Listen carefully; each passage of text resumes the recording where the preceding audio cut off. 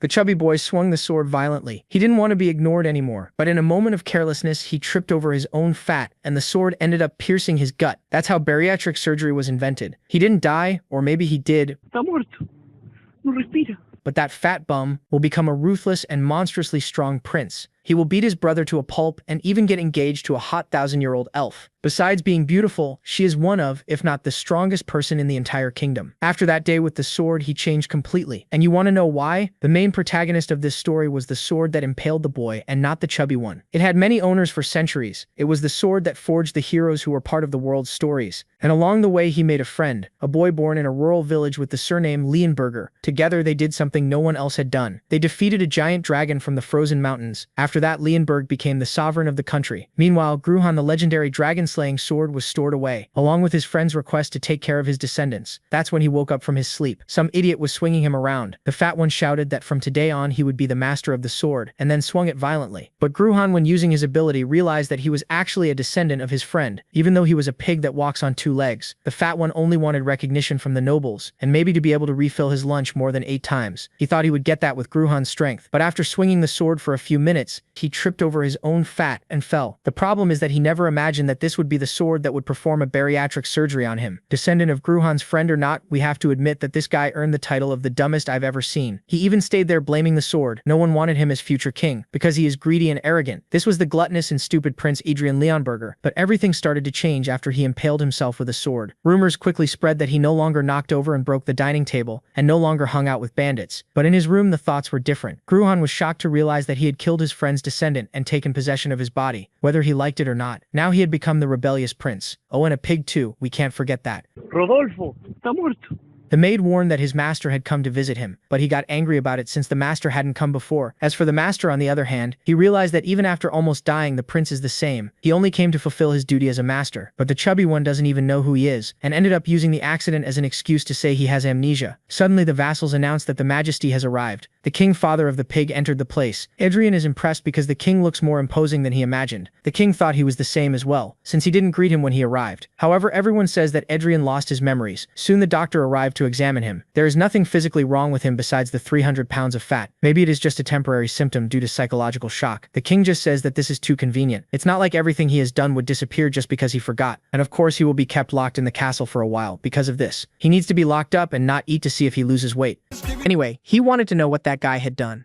And at that very moment, his mother hugs Adrian, saying he must be very confused, but his memory should return soon. Right away, you could already tell the difference in treatment between the father and the mother, my guy. And then she says she's happy to see him waking up like this. Anyway, you mustn't touch dangerous things anymore, because she doesn't know what she would have done if he hadn't woken up. But my friend, poor thing, she has no idea that her son is already dead. There's nothing that can be done now, right? And a little later, his mother says she'll come visit him, then tells him to get plenty of rest for now. Adrian was trying to process everything that had happened, thinking that his friend had asked him so much to take care of his descendants, and he ended up killing one. And even if it wasn't intentional, he still did it. Since it happened, there's nothing to be done, so he'll live well for his sake. Before, he reincarnated as a sword and spent his life cleaning up other people's messes, and now he's in a fat body with no talent. But that doesn't matter, because he just has to use brute force again, because he had already trained a bunch of children. First of all, it's necessary to refine the mana heart, and out of nowhere, the guy draws in air feeling his mana heart. At the same time, the magic comes undone, and the chubby kid realizes that mana flows, but unfortunately his body can't handle it. He tries to do the same thing a few times, but unfortunately nothing works, wondering what kind of body that was. If he had his original body, he could force the mana into it. Right after that, a maid appears saying that this is a special medicine sent by the queen. The woman didn't seem very happy, thinking that she hoped he wouldn't throw the cup again. At that moment, our boy is surprised, realizing that there was mana in that cup too. And without wasting time, the kid starts drinking the medicine. The maid is surprised because the boy had literally drunk all of it. Then the protagonist summons his mana heart once more, thinking that, fortunately, that had worked. For sure, it's still far too little and will dissipate in a day. But of course, that'll only happen if he allows it, asking the maid if there isn't any more of that medicine. With that, a few days pass, and the protagonist was overjoyed because he was finally going to be able to create a mana heart. He had done this many times before, and out of nowhere, the kid starts feeling pain in his body. Suddenly, a flashback appears, and Adrian remembers that creating a mana heart always came came with enormous pain. To make matters worse, he can't lose consciousness because if he passes out there, the mana will flow in reverse. At that, the kid concentrates even more, beginning the process of creating the mana heart. And a little later, he seemed to have achieved what he wanted. With everything settled, Idrian thinks that this isn't something he made for someone else, but a mana heart that is his alone.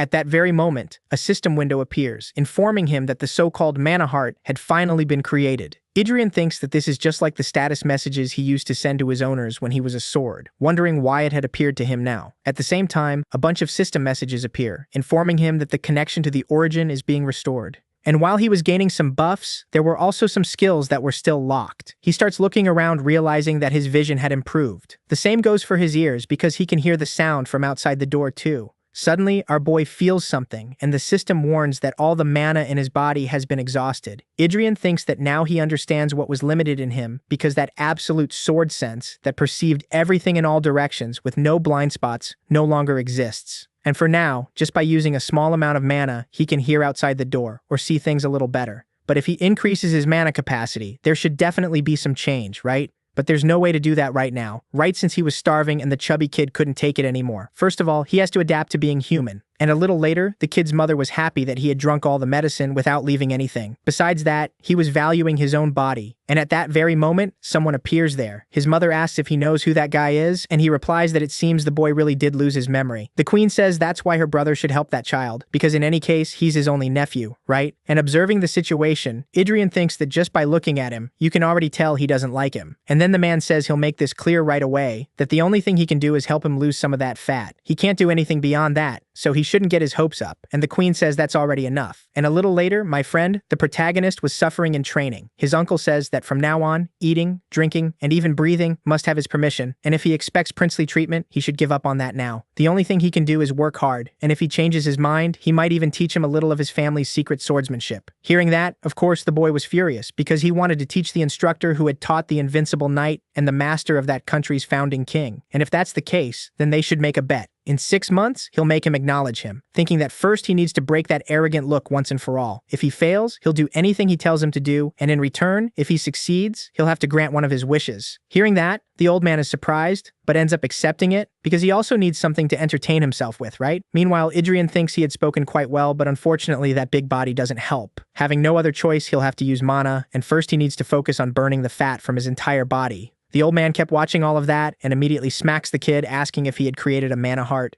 And with a smile on his face, he says he managed to do it not long ago, asking if he already regrets his bet. But actually, the old man asks what was going through his head to do something like that, wanting to know where he learned to refine a mana heart, and apparently he doesn't even know what he did wrong. After all, the mana heart is a low-level technique that only 5th-rate mercenaries learn. And then, my friend, of course the kid didn't understand a damn thing, thinking that this is definitely the end times, asking what he means by that, and the old man says it's faster to show him in person, telling him to watch carefully. Our boy is surprised because that there is basically mana in the shape of a ring. At the same time, the energy grows larger, shattering the protagonist's mana. And then the old man says that the mana current has the property of destroying the sword energy of the mana heart, and besides that, it is much easier and more stable than the mana heart. Even Count Eli's family, which insisted on the mana heart, completely fell 100 years ago, and now no one wants to use that ability anymore. Thus, time passes and our boy was reading some books, realizing that times really had changed. Mages use magic circles while knights weave currents to gather mana, and a knight's level is divided according to the number of currents woven, ranging from a single current to a quintuple current. It doesn't seem like something so absurd. And, continuing to read the book, he finds a name called Altringen. The boy is surprised, thinking that a long time ago, a guy who used a strange technique, neither a swordsman's nor even a mage's, once came looking for him. Honestly, he thought the name sounded very familiar, wondering what had happened to him. A little later, the protagonist seemed to be training, and his uncle asks if he read the book last night, which means that by now he should have understood the situation and how foolish his choice was. And the kid, full of confidence, says he doesn't think at all that he made any mistake. Not every mana heart is the same, asking if he has ever heard of the difference in levels. His uncle asks what he is talking about, mentioning that among mercenaries, there are some like him. Basically, they are those who delude themselves into thinking they are heroes from hundreds of years ago, asking if he knows what happened to all of them. They couldn't surpass even 2 currents and were completely defeated. But if the boy is different from those people, then he has to defeat a double current knight. If he does that, he will be his guardian, as his mother wishes. And hearing that, Our hero asks whether having his uncle as his guardian would really be a good thing. At that moment, everyone falls silent, and the uncle seemed to get a little irritated, saying that he is a count of the kingdom and commander of the Northern Army. One of the 5 silver lions who follow his majesty man. The guy has a ton of titles. He's also a 4-ring knight and has a few more, but I'll only mention these because I'm too lazy. And his name is Baal Valohard, and who exactly could possibly outrank him, asking if those qualifications are enough already. And at that very moment, all the soldiers raise their swords, telling Valohard to step back. Man, this guy really is a beast. The two of them stand there staring each other down, and a short while later, the protagonist was completely worn out, and his uncle says that's enough for today. A few minutes later, our hero was walking through the castle thinking he had almost been killed. Then he opens a door and someone says he had been waiting for him. Idrian remembers that he is the royal physician, and the man says he doesn't know what to do with his highness, remembering someone so humble. In any case, he wants to know what he came there for, and the physician says the queen ordered him to use healing magic on him. He invokes the spell, but Idrian, without wasting any time, already throws the guy out of his room, saying that this is basically throwing all of today's effort in the trash. Meanwhile,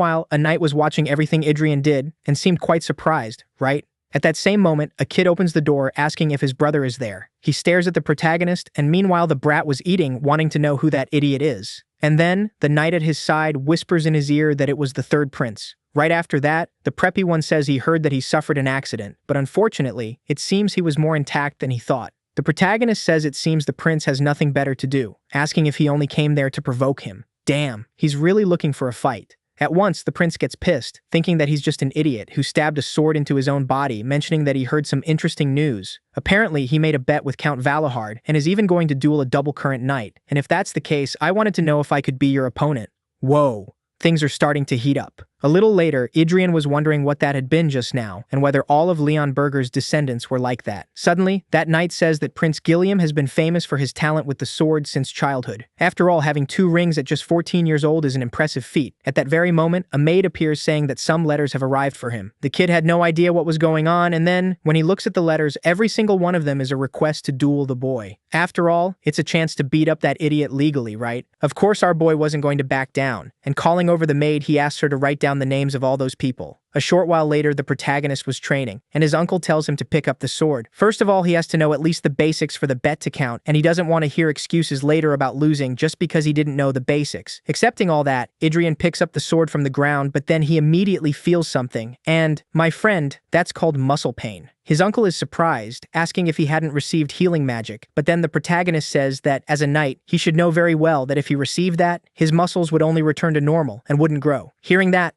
Valohard simply accepts it in silence, and then picks up the sword, saying that he won't show it many times, so he has to pay attention. This is the training style that the kingdom's knights learn when building their foundation. Then he begins to demonstrate the swordsmanship with all his skill. Man, the guy really is good. The protagonist can only watch in surprise, wondering. Just now he said, this is the swordsmanship the kingdom's knights learn when building their foundation. Valohard says that, since it is a sword style faithful to the basics, there is no better swordsmanship to start with, and considering his talent, that is already more than enough. Hearing that, the protagonist immediately starts laughing, thinking that, no matter how much time had passed, that swordsmanship that killed the mad dragon being treated as a training style was impressive. Next, his uncle says that of course, that alone won't be enough to win the bet. So after learning the basics, he has to ask his mother to hire another master, but then the boy says there's no need. He's not going to learn another sword style after all. This one is already enough, right? Hearing that, the man is surprised, but says he can do whatever he wants. Without wasting time, our hero starts training, thinking that it was impressive for the current dragon-slaying sword to be treated like an insignificant training sword. Honestly, he doesn't want to admit it, but it's a natural phenomenon, because in that dragon-slaying sword, the will to cut dragons hangs within it. They simply abandoned the mana heart, and for those who forgot how to infuse a sword with will, there's no way they could have the eyes to recognize the true value of the dragon-slaying sword. At that very moment, Valohard draws his sword, blocking the protagonist's strike, saying that just putting strength into your arm doesn't mean that strength goes into the sword. Well, at least he's teaching him properly. Right? He points out the parts of the boy's body, mentioning that he has to apply strength correctly throughout his whole body in order to wield the sword properly. Hearing all that, the boy simply gets back up, thinking that even if this was now a weak body that could barely imitate the false dragon-slaying sword, he would personally prove that it was not a sword to be cast aside as if it were nothing. And so, my friend, the days went by, and even weeks. With that,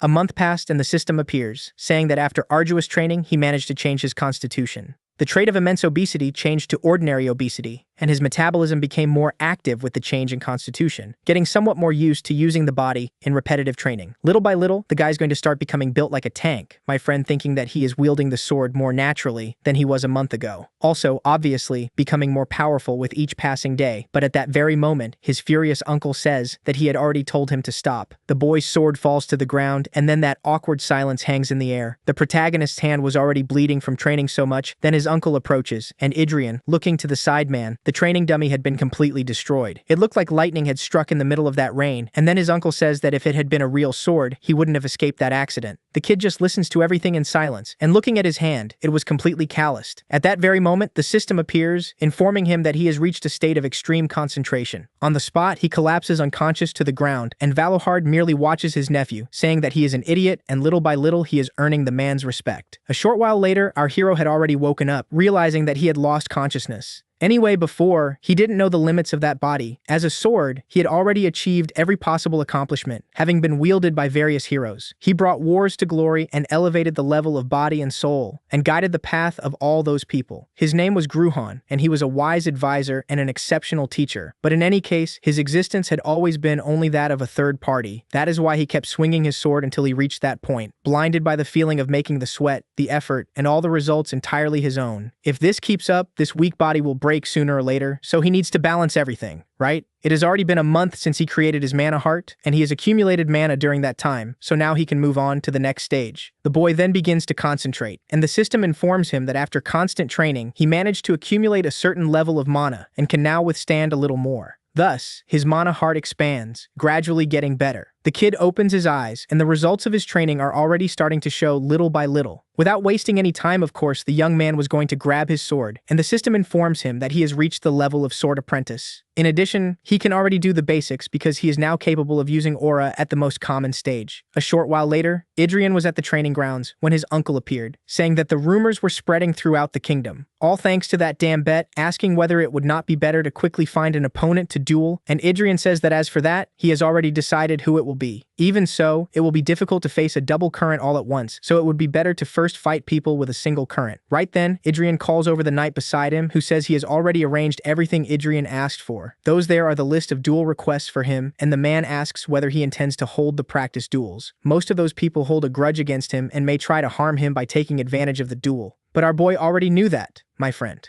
And for that reason, his uncle will be the judge. He's not asking for anything so grand. He just wants him to stop anyone from dying during the duel, asking if he could do him that little favor, right? With that, a day passes, and the moment of the duel finally arrives. The first participant was already at the castle gate, thinking that the bastard first prince was there. That guy's name is Taylor, and he is the second son of an ordinary noble family. But a few years ago, his father and his brother were insulted in an unforgettable way by that guy. Because of that, the family's honor fell to the ground, and his father and brother became the target of mockery from the nobles even to this day. And because of that, my friend, he is going to make Adrian pay dearly for what he did that day, and then he greets the prince, saying that his name is Taylor and that he is a single current knight, and Adrian says there is no need for so much formality in a training match that is not even official. Even so, he wants to know whether that guy is really a knight because he seems very weak. Right away, Taylor gets furious, thinking that, just like the rumors say, this guy is very arrogant. At that very moment, Valohard appears, saying that he understands how he feels, but the duel has not even started yet, asking him to withdraw his aura, and that guy seemed to admire Valohard a lot, saying that it is an honor to meet him. Seeing that, Adrian says that it seemed like he was the one being treated like a prince, and his uncle says that then he should have behaved better in daily life. Anyway, the duel is about to begin, and the two stare at each other. Taylor then activates his aura, and without wasting any time, charges straight at our boy, who then summons his mana heart, managing to block the strike. Taylor is surprised that Adrian is using that swordsmanship style, and at the same time, he backs away. In surprise, he says that a mana heart cannot block a mana current, and Adrian asks if that is only happening because he is a one-current knight. At that very moment, everyone is surprised by something, and Valohard thinks that this is the so-called Song of the Sword. Meanwhile, Taylor could not believe that his attack had been blocked, charging at Adrian once again. The kid merely watches Taylor's movements, but in any case, blocks the strike once again. They stay like that for a while until Taylor ends up getting tired. Our boy was also panting, thinking that they say current mana is the opposite of the heart, and that really is true. Honestly, it feels like his mana is going to start flowing backward at any moment. Changing the subject, he asks if he said he was the second son of Baron Talheim. Anyway, he needs to cool his head, and closing his eyes, the boy enters a trance. He tells something to awaken, thinking that the demonic sword or divine sword is part of his soul.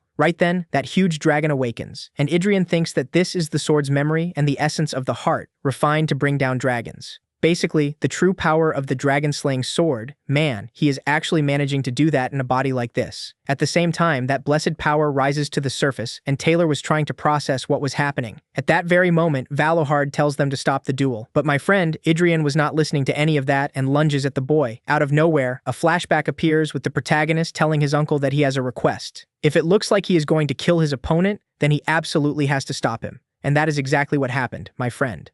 The poor protagonist was thrown far away. Valohard was not there to play around. And man, the kid was completely wrecked on the ground. At that very moment, all the soldiers restrained the man, saying that what he just did could, depending on the circumstances, be considered attempted murder of royalty. But then Idrian stands up and tells them to back off because it was his request. Even so, he hadn't asked him to knock him out. And at that very moment, the boy loses consciousness. A short while later, he had already woken up, thinking that his uncle's strength really is on another level and can't even be compared to some single-core trash.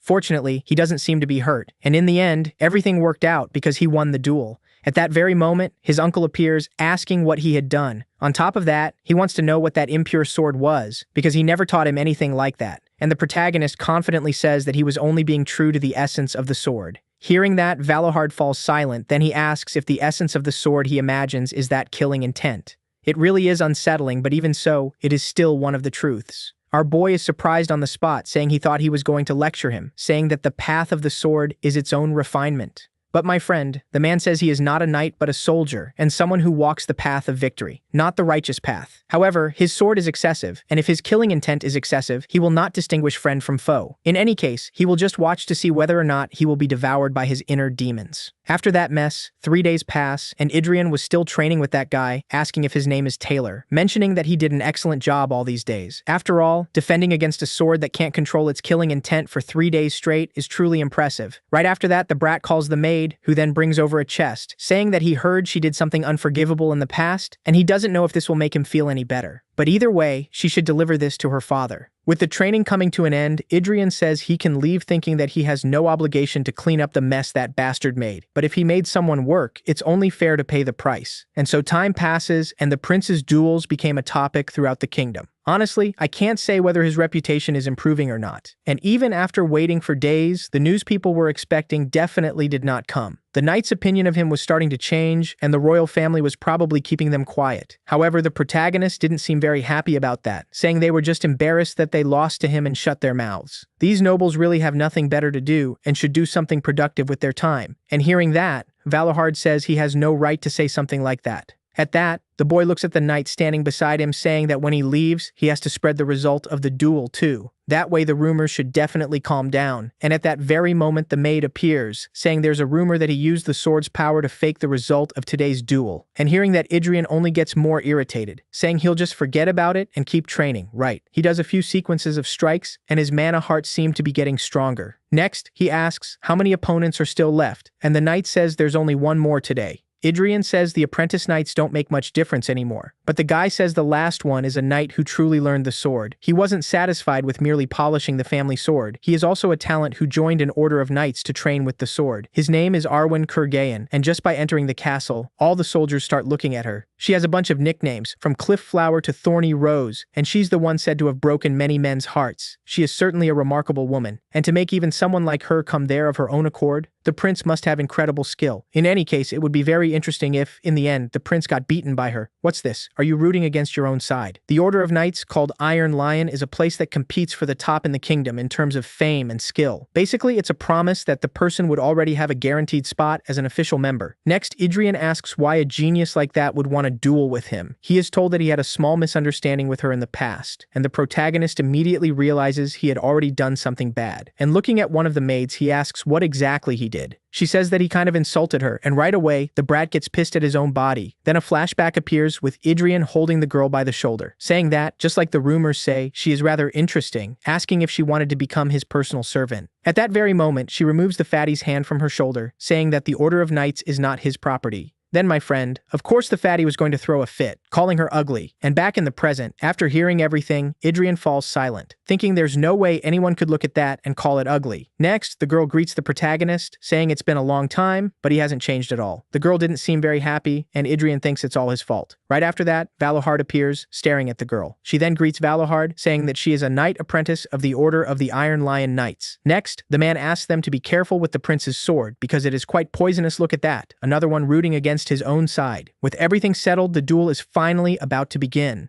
Without wasting any time, the girl draws her sword, and Idrian thinks that he is about to see the skill of the famous rising star of the Iron Lion. At that very moment, the girl charges straight at him. He thinks that her movements really are impressive. He manages to block the strike, but at the same time, his mana was about to flow. On the contrary, the girl watches Idrian's movements beginning to unleash a sequence of strikes. Our boy thinks he is being completely overwhelmed, and at this rate, he cannot keep going. She charges again, and at that same instant, Idrian activates that dragon-slaying skill. Arwen notices it immediately, and this time, Idrian manages to deflect the attack. At that, she finally steps back, wondering what kind of sword that was. Idrian says that it seems having a current does not mean they are all the same, and, without a doubt, she is on a different level from the other mediocre ones. He uses the system to analyze the girl, wondering if he can see that with his limited power, it means she is an opponent equal to or weaker than him. In any case, now it is for real, and, at the same time, the two charge at each other. With that, time passes and everyone was exhausted. Valohard then draws his sword, saying that is enough for today, and the duel will continue tomorrow. Idrian says he was just about to finish this, and the girl says that is a coincidence because she was just about to do the same. The two keep bickering with each other, and Valohard tells them to stop this mess because it is already very late and their injuries must be treated quickly.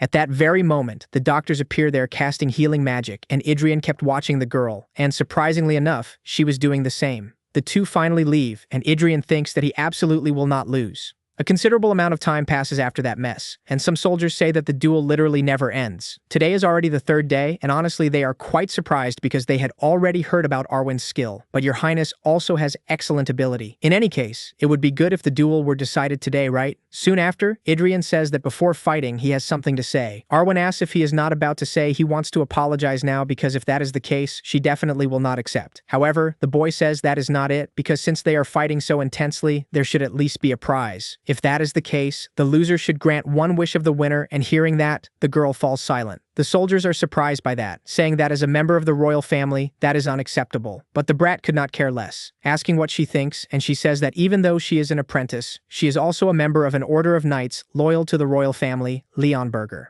She would not dare commit such disrespect toward your highness, but if it is within what he allows, she will accept this bet. Hearing that, Idrian, without wasting any time, draws his sword saying not to complain later. Boy, I can already tell this is not going to end well. The two continue the duel, and as always, they were evenly matched. Our boy seemed very excited about the fight, and then once again, he uses that ridiculously overpowered sword skill. The girl is surprised, thinking that until yesterday, that sword style was not this fast, assuming that he was probably hiding the full extent of his skill. The brat keeps up the sequence of strikes, and Arwen remained on the defensive. She steps back, seeming tired, and Idrian keeps pressing her. The brat just will not give the girl a break. He delivers another strike, and so at last, someone's sword goes flying into the air. The one who had been defeated was the knight, and the soldiers, seeing that, are shocked. Even Valohard could not believe it, and Idrian, full of confidence, says that he won the bet. And raising his sword, he says that he wants her. That escalated from 0 to 100 really fast. The position of escort knight to the infamous scoundrel first prince of the kingdom, contrary to what she had thought, was not that difficult. Although he seemed somewhat arrogant, he did not act maliciously after all, as the rumors said. And honestly, in fact, he was completely the opposite.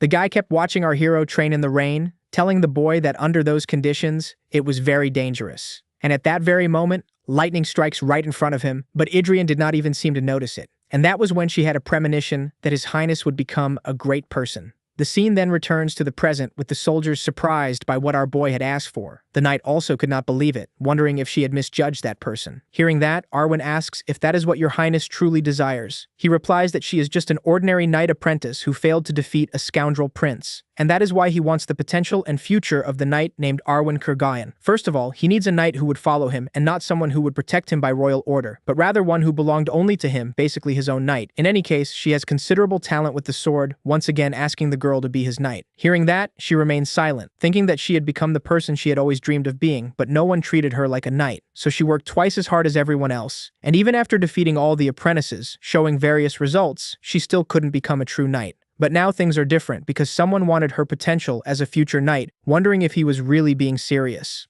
At that, Arwen asks him to promise one thing, that he should always treat her as a knight and not as a woman. If he does that, she will do whatever your highness wishes. The two of them stand there staring at each other, and so, Idrian promises to do so. Then the girl kneels down, saying that she will swear loyalty to Prince Idrian Leonberger, dedicating her sword and the rest of her life to your highness. Valohard simply watches everything in silence, and Idrian, raising his sword, says that in the name of Idrian Leonberger, he makes her his knight. With that, time passes, and that girl continued training. No one could believe that she had sworn loyalty to that idiot prince, assuming they even had some kind of relationship. Meanwhile, Idrian was listening to everything from afar, asking if, by any chance, the axis of evil was his past self. Yeah, it was basically that. The knight beside him was watching everything in silence, and soon after, he called the protagonist, discussing what he had said that day. More specifically, a few days earlier, on the last day of the duel. Idrian asks if he had been upset, but either way, it's the truth, because if an order came for him to go somewhere else, he would definitely go. Even so, if he wanted, he could make a vow later too, and the guy seemed to have taken that seriously, asking if he made that vow, would he accept it? But the boy quickly says no, because it wouldn't be interesting to raise him. The knight just laughs, saying he understands, and Idrian thinks he's being serious. A little later, our boy was reading a letter informing him that his suspension had ended, and now he would attend the next royal family banquet. The boy says he had been released a month and a half early, thinking that the last time the king had gone there, he seemed like he never wanted to see him again. Honestly, he doesn't understand what that man is thinking, and the knight asks if he isn't happy about the end of the suspension. But to Idrian, it makes no difference, because even if he leaves the palace, he has nowhere to go, and since he knows no one, he has no one to meet. Soon after, the other maid appears saying that another invitation has arrived for your highness. Idrian takes the letter, and while reading it asks what this so-called social club only for special young masters was. Wow, what a weird name.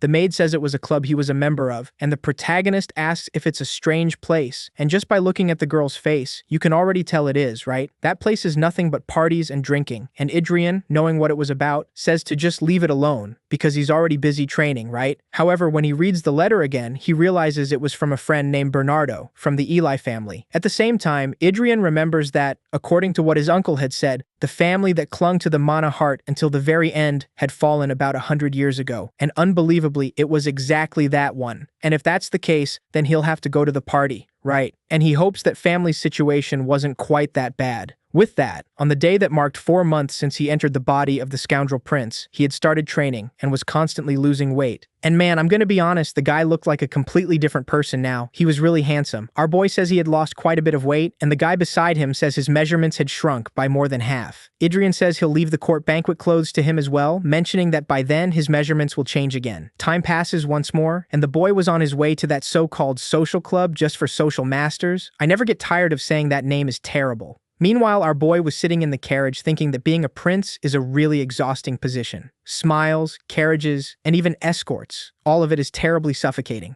And when he looks to the side, he starts staring at the maid there, asking what that wound on her shoulder was. And she says it was due to her incompetence and something your highness should certainly regret. Right away, Idrian already knows what had happened, thinking that this body is a goldmine of bad stories. Besides, he's seen this servant many times already, but he doesn't even know her name. Asking her what her name is, and she says her name is Adelia Bayern, and it's basically a family that barely has its name on the list of nobles. Hearing that, Idrian thinks that long ago, when there was no kingdom and much less any cities, it was an era when it was natural for weak humans to be robbed and killed. There were those who put an end to the history of that miserable species, making humans become the dominant species of the continent. In total, there were 5 people who were known as the 5 Prince-Electors, and one of those heroes unbelievably had him as his sword. With that, the king of the giants was defeated, bringing a long history of exploitation to an end. And one of the people who achieved that feat was called the Lady of the Iron Sword, and her name was Agnes Bayern. The funniest part, because back then that girl cursed like crazy while fighting, and just thinking about it already made him feel uneasy. Anyway, that one over there is probably a descendant of that person wondering what the hell happened for things to end up like this. Right after that, a knight says they've finally arrived at their destination, and the kid, without wasting any time, gets out of the carriage right away, saying he wanted to talk to Adelia later. The girl doesn't understand a thing, and right after that, someone calls out to the protagonist, saying that Bernardo of the Eli family welcomes him to that place. Honestly, he has no idea how happy he is to see him. And hearing that, Idrian wonders if that is the so-called descendant of the L family. Next, the guy says he must have suffered a lot to lose so much weight, and right after that, our boy, I don't know why, just gives a smile. Bernardo asks if something was bothering him, and Idrian says he's glad he came, and that it's definitely going to be a very fun day. The guy still didn't understand a damn thing, and then the scene shifts to that damn place. Honestly, it didn't seem like a place for younger people. right? And meanwhile, the two of them were sitting on the sofa. And Bernardo thinks it's strange, because normally this guy would already be making moves on everyone. It's almost like the atmosphere has changed compared to before. And right after that, a nobleman beside them stands up, saying he heard that Your Highness won over the flower of the Iron Lion Castle, and the rumors are everywhere. Adrian just stares back at him, and the man says the girl is very beautiful in armor and would probably look pretty without it. At that, the protagonist asks whether he has a brother or sister at home. The noble says he only has a sister. And at that very instant, the protagonist punches him right in the face. Everyone is shocked by what happened. And Adrian says that's great, because if that's the case, his family's bloodline won't be cut off. The protagonist kicks him right there. And man, even I felt that one. And the kid says that from now on, his sister will be the heir of the family. He keeps going punching the guy. And unbelievably, no one does anything, and they just watch. The noble asks why he's doing this, and Adrian tells him to listen carefully to what he has to say. He doesn't care if people think he's a bastard, but he can't stand being treated like one. At that moment, the people are even more shocked, but the protagonist doesn't care at all and just keeps beating the guy. The guy gets thrown far away, and he didn't seem to be doing very well. Adrian then calls out to Bernardo, saying what he said before, that today would be a very fun day. The guy didn't understand anything, wondering why this lunatic was suddenly acting like this, who in turn orders them to call the court knights. Without wasting any time, the guy does what Adrian had asked, and then that awkward silence fills the entire hall. The MC also calls for all the women, informing them that they may leave now. Well, my friend, of course one of the nobles wasn't going to like that, and just as he was about to do something, Adrian says he only told the women to leave. Honestly, if he wants to leave, he can, but if he does, he'll be leaving as a woman. With that, of course, everyone would go quiet, right? And Adrian says they didn't even formally kneel before a prince, much less show any respect. On top of that, they laughed in his face, and to make matters worse, they insulted his knight. Anyway, he wanted to know what crime he could charge them with. Right after that, the knights appear, saying that insulting royalty is a crime against the crown itself. And as if that weren't enough, they also defied royal authority, and that is even considered treason, asking His Highness to give the order and who they should take away. And the kid, with a smile, says it'll be everyone there. So, some time passes, and Adrian was in the king's room, who says that his suspension had barely ended, and he was already causing a huge uproar. In total, 14 sons of nobles were arrested, and Adrian used every excuse he could, asking if he knows what he had really done. Adrian then asks if he's worried about the reaction. But anyway, their people their families had already abandoned, because keeping them around would only stain their names even more. Those are lost causes, so he should send letters to the families. At that, the old man falls silent, and unbelievably says that Adrian may leave. So, time passes, and Adrian says she doesn't need to be nervous because he won't hurt her. The poor thing was trembling with fear, asking if she had done something wrong, and Adrian thinks that damn prince must have done horrible things to this maid. Not even the family's direct line knew Bayern, which means the story of glory was erased and the unparalleled art was cut off. Honestly, the great prestige and lofty pride disappeared without a trace. But unbelievably, that girl has some interesting stats. One of them is the war craze trait, and the rest of the stats are also the same as that girl from the past had. Adrian thinks that unfortunately, she has no way of controlling that madness, wondering whether he could let her loose in this world. Anyway, he should at least try, right? After all, she has S-rank talent, and by some stroke of luck, she has a trait he could make use of. To be more specific, it is the spirit of a slave, a trait characterized by feeling great joy in the existence of a master whom one serves wholeheartedly. And then, without wasting any time, our boy asks the girl to swear loyalty to him. She was trying to understand what was happening, and Adrian says he was asking her to be his knight, so she has to swear right here and now. However, at that very moment, the servant kneels down, saying that this is not something she could bear, and Adrian says that she said her family is nothing special, so if that is the case, he will personally take responsibility for her. But in return, she will have to swear loyalty to him and serve him as her lord, thinking that if she cannot control her madness on her own, he will help her. The servant asks if he will really take responsibility for her family, and Adrian says that if she wants, he could bring them to the capital so she could see them whenever she wanted. Right away, the poor girl is overjoyed and, without wasting any time, immediately makes her oath of loyalty, mentioning that she will serve him and devote her life to him. The protagonist does the same, saying that from then on, she must obey his orders unconditionally. Thus, everything was settled, and Adrian was still having doubts, wondering whether he had done the right thing. But only the future will tell, my friend. Because of this, rumors spread that the first prince had gone back to acting like a scoundrel since he forced a knight's oath of loyalty through unfair means, and even summoned nobles' children to beat them and threw them in prison. On top of that, he is now making a maid who has never held a sword his knight, and it is obvious that he is trying to build a harem under the guise of direct knights. However, the brat was completely unfazed, wondering since when everyone had become so interested in him. The only thing he did was accept a direct knight, and even so, everyone has been getting on his case since early morning. The rumors are spreading way too fast, and right after that, the maid appears saying that the queen has arrived. At that, she says she thought he had turned his life around, but it seems he intends to return to his old habits. Either way, this could be interesting, because once a marriage was arranged and he settled down, her boring life would come to an end. Asking him to trust his mother, because she would definitely find him a partner this time. The woman leaves full of confidence, and Adrian thinks he does not even know what is going on, but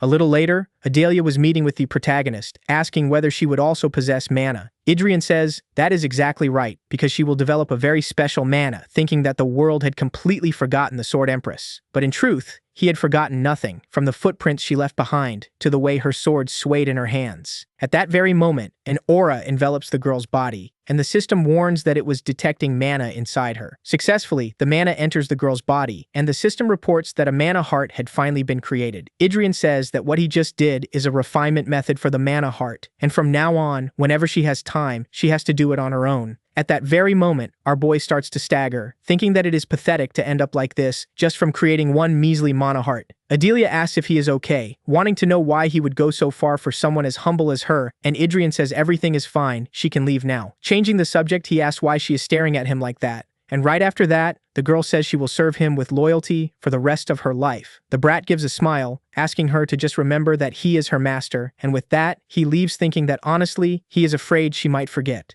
With that, a few days pass, and the knight says that he heard that Bernardo is being held by the royal palace guard as a witness to the recent incident. Apparently no one can meet with him until the trial is held, and Adrian asks whether he will not have to appear at that trial as well, and the guy says that members of the royal family do not take the witness stand. Meanwhile, the maid kept working, and Adrian asks how she has been lately. To be more specific, he wanted to know whether the mana heart had already stabilized, and the girl says yes. And if that is the case, starting today, she will join him when he goes to train, telling her to change clothes and go straight to the training grounds. It is also about time to ditch those rags, right, partner? A few minutes later, our boy was already at the training grounds, and Valahard asks what he thinks he is doing now. The protagonist says he is just warming up, but the guy says he is referring to that girl. Our hero says it is just like he heard in the rumors, because he is basically trying to make her a knight, and his furious uncle wants to know whether knights seem that insignificant to him. Right after that, Adelia appears saying that she had done the 10 laps. Valahard still seemed upset, and Adrian, without wasting time, tells the girl to pick up that sword because today he is going to teach her some basic stances. He immediately starts by showing the movements, asking the girl to try to do the same. She then grabs the sword, and my friend, her expression changes on the spot. Valahard is surprised by what he is seeing, and Adrian cannot believe that she literally copied everything after seeing it only once. The poor girl, completely naturally, asks if her stance was correct, and Adrian thinks that if he lets his guard down, he will definitely be surpassed easily. The trait she has is submission to the strong and no respect for the weak, and he is already wary because that bastard intimidated her in the past. And if he lets her surpass him, who knows what would happen? Right, my partner. Meanwhile, Valahard had changed his opinion, saying he had no idea how much talent she had. However, the protagonist immediately tells him to stop, that asking him not to get the wrong idea. Valahard asks what someone like him could do for this child, because he is just a novice who has barely held a sword for a few months. To make it easier to understand, he cannot handle her potential. And right then, our hero falls silent, thinking that he has the kind of aura that would make that bastard tremble in fear and run away. But of course, he is not the one in this body now, right, saying that if he cannot handle her, no one else will. After all, he is someone who completely destroyed countless existences. The magic sword called Gruhan, and at that very moment the system appears, saying that part of the soul was manifesting in the body through the user's will. And then, my friend, that totally busted dragon-slaying skill appears once again, and Valahard merely watches without moving a single muscle. Hey my friend, now this is starting to look like a turf war, and Adrian, as casually as can be, says that girl is his. Honestly, he hates it when someone takes what is his, and meanwhile, his uncle remains silent. And at that very moment, our boy goes into a trance as he realizes his sense of reality is disappearing. Then he more or less realizes what was happening, assuming that at this rate, this weak body will be consumed by the soul of the demonic sword, Gruhan. With that, a door opens, and a bunch of hands lunge at the protagonist. He still doesn't move a single muscle, and the scene returns to the present, with his uncle saying that an ordinary knight can save the lives of 10 soldiers, but an exceptional knight can save the lives of more than 100 soldiers, and that child there might even be capable of saving 1,000 soldiers, or even more. He continues the explanation there, but then the girl says that her body and soul already belong to His Highness, and she cannot follow his words. Right then, the man falls silent, and Adrian thinks it was worth the effort of bringing even her soul over, because a servile nature is destined to submit to a higher-ranked existence. Changing the subject, he asks Valahard if he doesn't have anything else to do, because from the beginning, his only goal was just to lose weight. But if he wants to keep visiting him at the palace, he shouldn't interfere in his affairs. Incredibly enough, the man accepts everything.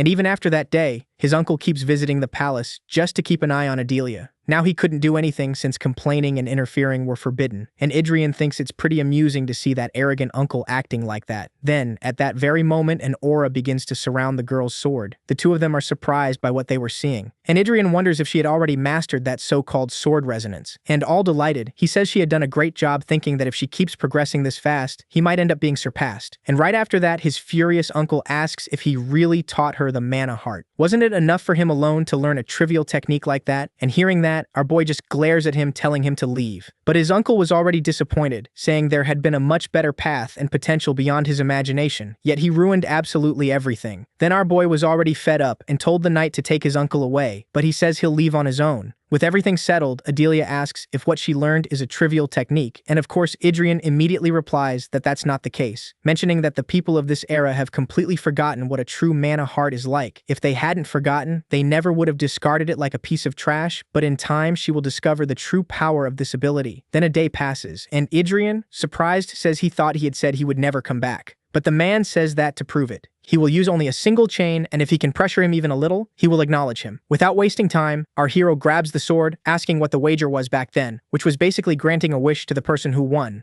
Valahard says that if he beats him, he will grant him anything, and if he asks him to pass on even the family technique, he will do it. However, Adrian says that isn't what he wants, but for now that is enough. And at that very moment, he charges at the old man, who easily dodges. Valahard, full of confidence, says that he has been aiming for the neck from the start, stating that it is still a very cruel sword. Our boy makes the same move, and he seemed pretty focused, right? He continues the sequence of attacks, and Valahard, with just a swing of his swords, blocks Adrian's strike, asking if that's all he has. The young man remains silent, and right after that, he steps back. Valahard asks if he has already given up, and Adrian, saying no, thinks he is annoying, but he has to admit that his uncle is very strong. He is waiting for him to release his mana just to make him suffer an even more miserable defeat, concluding that with this level of mana heart, he will certainly lose to him. Soon after, the kid changes the subject and asks if it isn't strange, mentioning that 400 years ago, countless knights with mana hearts accomplished unbelievable feats. But just because a usable technique appeared, the abilities of those great knights were treated like trash. Everyone seems to believe that the mana chain technique is a much more powerful way to manipulate mana than the mana heart. And hearing that, Valahard asks where he is going with this, and he says that his thoughts are very different. To sum it up, it wasn't the mana heart that was weak, but its master, and not all mana hearts are the same, asking his uncle if he has ever heard of a chivalric poem. And the furious man says this is a place to fight, not to stand around singing some idiotic song, and Adrian says he already knew he would say that, since he even called the mana heart a low-level technique that only mercenaries learn. Then Adrian summons his mana, reciting that so-called chant. The path a knight walks becomes an achievement, and without victories there is no pride and no power. The achievements engraved in the heart and the engraved achievements become a chivalric poem, and all of that dwells within the knight's sword. Suddenly, the system announces that the chivalric poem has been created, and the kid thinks that he's achieved at least one small accomplishment he built up over the last 6 months. And that right there is the true power of the mana heart. The kid was glowing all over, and Valahard says that no matter what he does, the result will be the same. As long as he possesses a mana heart, he will never be able to defeat the mana current. And Adrian, not caring about anything else, charges at his uncle, who says that elven mana has the property of reversing the flow of mana in the heart. Our boy was having some kind of difficulty, while his uncle was completely at ease, saying that he's a master at stubbornly enduring like an idiot.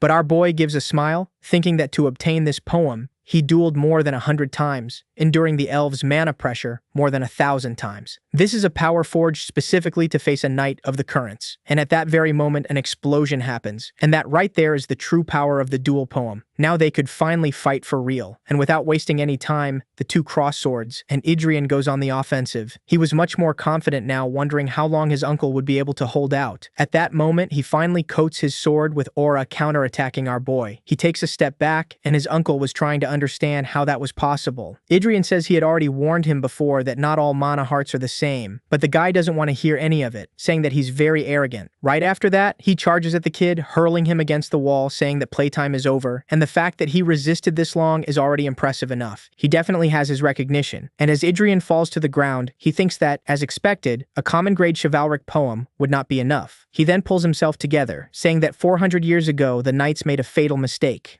They left no enemies for their descendants. And at first, everything must have been passed down intact. The sword techniques and the method of refining the heart. There were also the glorious chivalric poems, but time wore down those brilliant feats until they eventually simply fell into oblivion. Songs about dragons never seen and giant kings no one had ever heard of.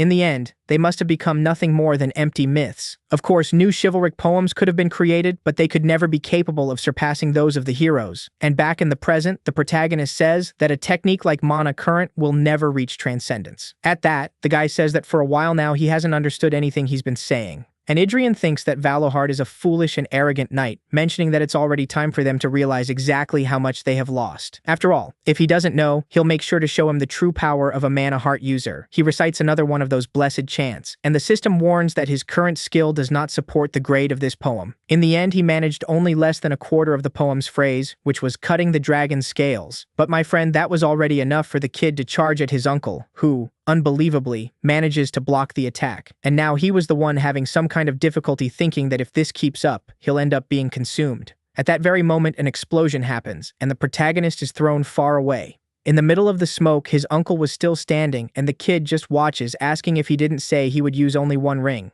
thinking that even after he used all 4 rings he had, he still couldn't stop his sword from being split in half. Our boy then gets back up, and Valohard thinks that it should be an absolute truth that heart mana is inferior to current mana, but now that wasn't the case. My friend Anidrian says that Valohard had been defeated. With that, time passes, and our boy seemed to be suffering from something. The kid kept tossing and turning in bed, saying that all of this is because of the chivalric poem. This is the price for forcing the power of the chivalric poem beyond its limit. After all, the Dragon Slayer's poem is myth grade. Thanks to that, his heart is in pieces, but his sacrifice was worth it. It was the first chivalric poem he made on his own, and he will keep standing firm before even greater waves. At that very moment, Adelia appears at the place happy that the kid finally woke up, saying that there was a huge commotion after he passed out, and she had never seen his mother so nervous. Besides that, Valohard asked her to let him know when the protagonist woke up, but the guy says not to tell him yet because he wants to rest a little. He was really feeling the consequences of using the poem, thinking that if he didn't recover the spirit that was damaged by the forced use of the chivalric poem, he would pay a terrible price. The memories of the past and reality will become a chaotic tangle until, at some point, the boundary of reality collapses completely. Thus, the person ends up going mad, endlessly reliving moments of glory in a distorted world, and to think that he finally became human only to be imprisoned once again by the memories of a sword. With that, time passes, and Adrian says that Agnes Bayern was a formidable swordswoman, and since she is a direct descendant, she may inherit a chivalric poem that he left behind. The girl is surprised to have such an incredible ancestor, and Adrian says that to possess a rank worthy of that poem, she will have to evolve much further. Having said that, he asks what she intends to do after mastering the art of the sword. Hearing that, the girl falls silent, and she did not seem to have the slightest idea of what she wanted. Adrian says that if she cannot think of it now, she can tell him later, and then the girl says that she will continue being his sword. At that moment, Adrian is surprised, thinking that some poems begin with the sound of a trumpet, while others begin with the first step into war. But there are chivalric poems whose stories begin with a sincere oath. At that very moment, the system announces that Adelia was offering a poem of submission, and our boy wonders if that was her chivalric poem. Besides that, sometimes a poem like this could influence others, and the system announces that a new chivalric poem has been created. Look at the size of that tree, my friend. That one is common class, and Adrian says that the poem of submission is a hymn dedicated to a master and a vow of loyalty that binds souls, even though it has servile characteristics. Honestly, there was no way to expect that a descendant of the Sword Queen would have a poem of submission, so he received some unexpected help,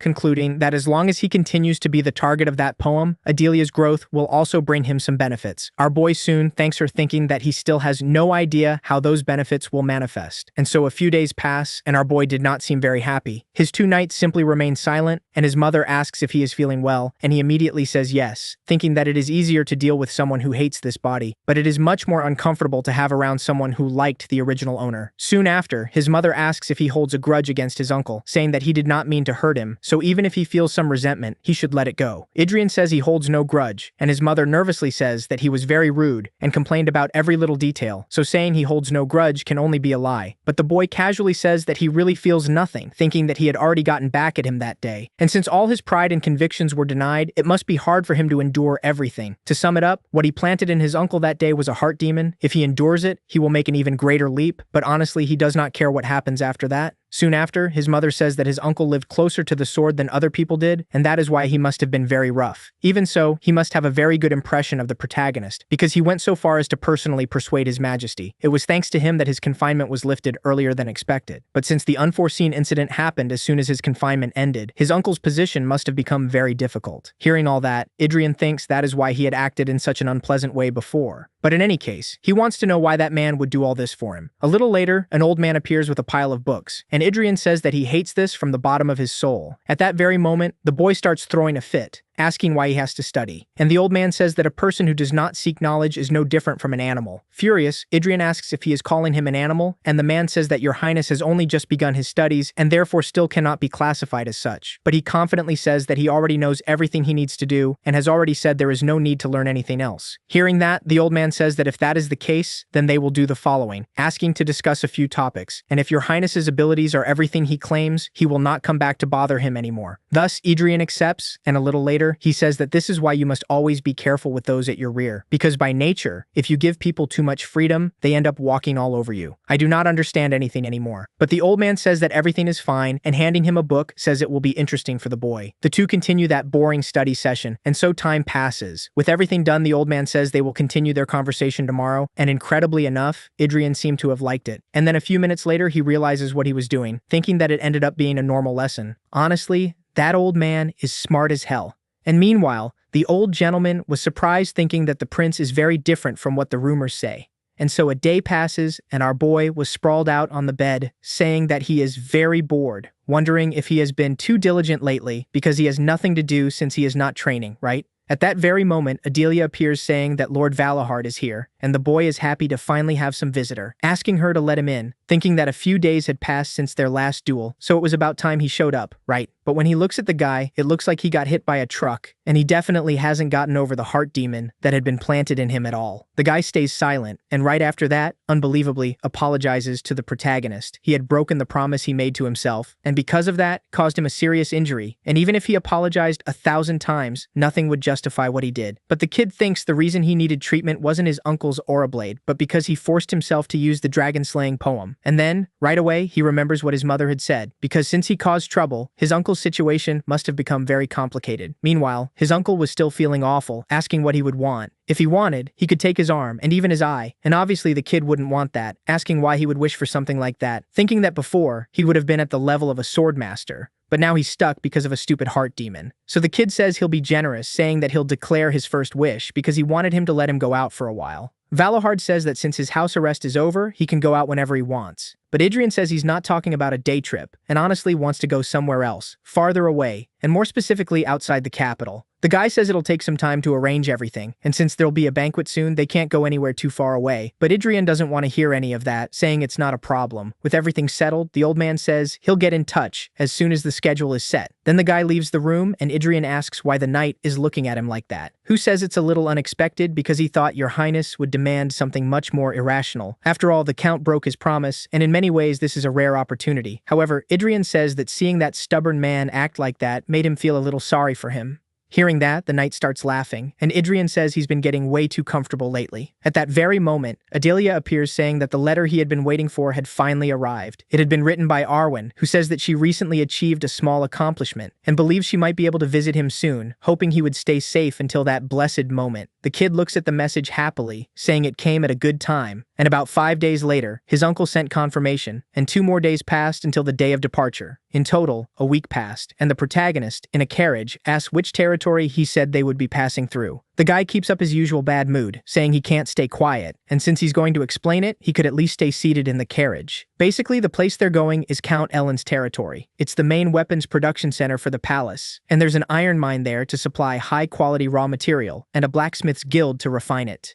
It's no exaggeration to say that more than half of the royal family's weapons come from that blessed clan. And surprised, Adrian thinks that now that his level has risen a lot, it's long past time to find a sword to call his own. Originally, he could just take a decent sword from the royal arsenal, but unfortunately, since life isn't easy, they can't hand him any weapon. After all, they hadn't forgotten what the kid had done in the past, my friend. Considering this guy's track record, it's only natural, but in any case, that means if he wants a real weapon, he'll have to get it outside the palace. Besides, Valahard may not seem like it, but he's surprisingly considerate. Anyway, that 20-day journey was about to begin. The trip involves a brief stop in Count Ellen's territory, 3 days from the royal capital, and visiting Iron Lion Castle again, 2 days away. And then they'll return to the royal capital after recovering from the fatigue of the journey. Right now, the protagonist has been sitting in that carriage for 3 whole days without moving a single muscle, and unfortunately, the person sitting in front of him is no fun at all. The kid was really very disappointed, wondering if he should check his mana heart while he's there. His heart is empty as a side effect of using the dragon poem, but it's already time to start filling it again. His senses were still sharp because he could feel everything from the light breeze passing by to the voices of the knights outside, and by gathering the fragments of mana hidden among them, he could fill his mana heart once again. Unbelievably, he manages to do it, but something is different because his mana heart is much bigger, and the system warns that he attempted an impossible miracle and glimpsed a fragment of that immense will. Adrian thinks that this is the result of forcing the use of the dragon poem, and at that very moment, the system announces that he has reached the level of sword specialist. His connection to the source improved a little, and some restrictions on his recovered authorities were lifted. As a result, the authority of the third eye was significantly enhanced, and Adrian, without wasting any time, starts looking at his body, realizing that he has evolved much more. The scene then shifts to Count Ellen's territory, and man, just look at the size of that mansion. Right after that, someone says they can't express the honor of meeting them like this. Introducing himself, he says his name is Edgar of the Ellen family, and the other man beside him is named Torrance. Adrian thanks them for their hospitality, and the man in the red uniform says they must be exhausted from the long journey, asking them to let him show them to their room. With that, the boy walks through the mansion, thinking that they said this was a place that produced weaponry, and indeed the entire mansion is filled with all kinds of weapons. But they are only low-quality items that look flashy, yet useless in real combat. Apparently, it's going to be difficult to find what he's looking for there. Changing the subject, he asks if they said the Blacksmith's Guild is within the territory. If that's the case, he would like to take a look at that place. And a few minutes later, the butler says that blacksmiths are rude and stubborn by nature. And when work is in full swing, they often ignore even the Lord, even if he comes to visit. So even if he finds their behavior offensive, he should show mercy, considering that it is the spirit of the artisan. Looking at the forge, the boy is surprised, and the man says that the heat of the forge is intense, asking him to let them know if it becomes too difficult to bear. The protagonist continues to watch in silence, thinking that the flames roar and the blacksmiths keep hammering the iron. And amid all that, there is one particularly clear sound. The boy seems to recognize all of this, thinking that this is probably it. After all, the first memory he can recall is that we forget he was once a sword, right? Shortly after, Adelia says that His Highness was sweating too much. However, he turns his face away, continuing to watch the blacksmith forging. Soon after, all the blacksmiths introduce themselves, saying they greet the Grand Prince. The butler says that this is the one in charge of the Blacksmith's Guild, and meanwhile, one of the men kept forging. The pissed-off guy asks what he is doing, ordering him to stop immediately and greet the prince. Hearing that, Adrian simply tells the man to be quiet, and looking around at those young men, he thinks it seems they were dragged there against their own will. Then he says the iron is cooling, and if they intend to let the forge fire die out, they should just keep standing there like that. Without wasting time, Gerald starts forging again, and Adrian remains silent. The guy just can't stop watching that blasted blacksmith. And man, that guy really is incredible. The protagonist saw something in that blasted young man, wondering what exactly that feeling was. A little later, the butler says that, for some reason, that man has been repeating the process of forging and melting swords for 6 months.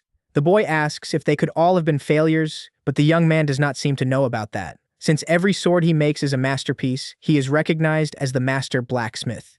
To him, the swords that Blacksmith had forged seemed flawless, and it was a mystery why he melted every one of them. On top of that, for a month now, he has barely slept and has been basically completely focused on his work. And since he is no longer young, they were very worried about his condition.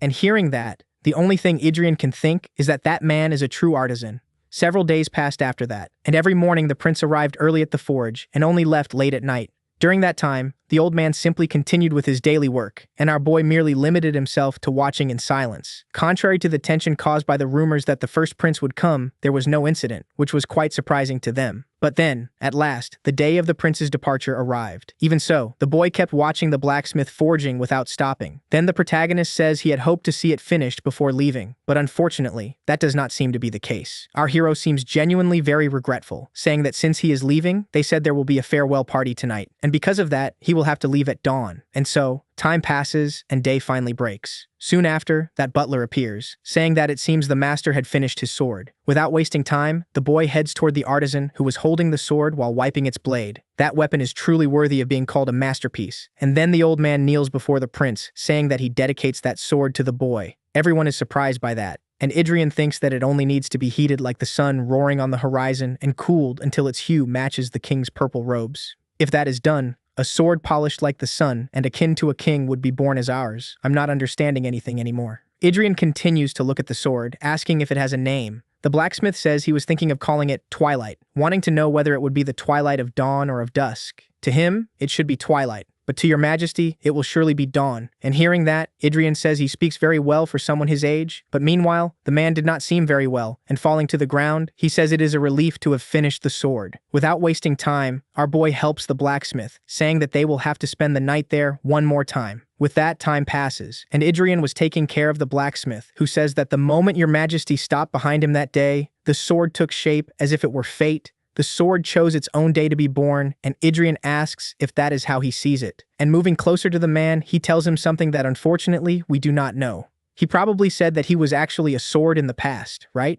And hearing that, the old man says he could probably even be God. But anyway, now he understands everything, asking to let him see that sword for a moment. And taking it, he wishes that this sword would become as magnificent as its wielder. And right after that, the protagonist, holding the old man's hand, says that it definitely will. And then, my friend the old man sadly passed away, but at least he went with honor, having finished his sword, right? A short while later, the blessed thing had already been wrapped up, and the butler says that he cannot measure the value of a sword forged with the weapon itself, but he believes it may not be suitable for your highness's use. By coincidence, there was another magic sword he had intended to offer him, asking him to accept the gift. Idrian, in turn, is surprised, saying that it's a good weapon, thinking that even if it wasn't high grade, it's an excellent mid-grade sword. However, he says that a sword forged by a renowned master who poured his own soul into it is already a magnificent gift. Besides, he had already intended to offer a magic sword. And hearing that, the butler immediately realizes the mess he got himself into. But he had no choice but to accept it all, thinking that he had tried to recover the master's sword using that other one as bait, but unfortunately ended up giving away both, right? The guy really messed up. And a little while later, everyone was already getting organized to return to the royal city. Our boy just watches everything in silence. Soon after, Valohard says that he should get ready, because they plan to ride fast today to reach the Iron Lion Castle by tonight. However, our boy casually says that he doesn't know how to ride a horse. Everyone is surprised by that, but there's no way the kid would know. After all, he used to be a sword, right? With that, time passes, and the protagonists seem to have had some kind of problems, but fortunately, everything worked out. Even though it took twice as long as planned, they reached their destination in about a full day. That there was the so-called Iron Lion Castle, and right after that, a bunch of soldiers appear. The guy over there says that York of the Willow family greets the honorable first prince.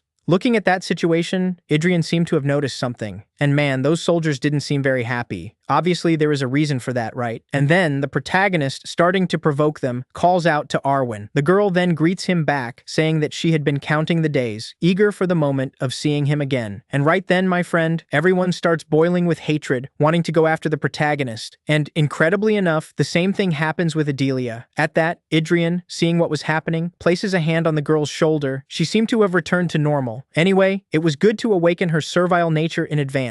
Soon after, Idrian calls out to Arwen, asking her to follow him, because there are many things they need to talk about, thinking it would be even better if those guys came with them too. A little later, the protagonist was holding a sword, saying that he wanted to see the Iron Lion's swordsmanship because they say it's the best in the kingdom, and if that's the case, he wanted to know who would want to fight him. The soldiers start arguing there, and Idrian just watches, saying that if his position is a burden to them, he guarantees in the name of Leonberger that no one will be held responsible for the result of the duel, asking if still no one will step forward, and who would have thought that the renowned Iron Lions would be so cowardly. Hearing that, a soldier then accepts the duel, and that redhead over there is called Dale. He is far from being worthy of representing the Iron Lion's swordsmanship, but if permitted, he would dare to stand before your highness. However, Idrian says there is nothing to worry about since he was the one who made the invitation, and without wasting time, the soldier charges at him, and the kid, completely calm, blocks the blow. The redhead was having some kind of difficulty, and in that same instant, with the greatest ease, he is thrown far away. Man, the mana heart really is ridiculously overpowered, and Idrian, without wasting time, immediately tells the next one to come forward. That other guy there also tries to confront our boy, but unfortunately, he meets the same fate as the other soldier. And then time passes, and the kid keeps beating down every soldier who comes before him. He was already starting to get bored, and a short while later, man, all the soldiers were sprawled on the ground. Idrian thinks that he is already starting to lose patience and wants to fight against the official members. Next, the boy calls out to Arwen, saying that when he returns to the capital,